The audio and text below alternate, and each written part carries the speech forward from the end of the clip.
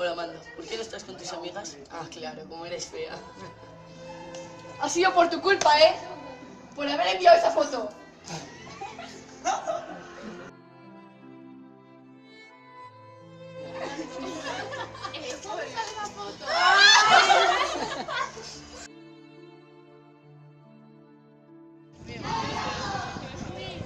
¡Puta!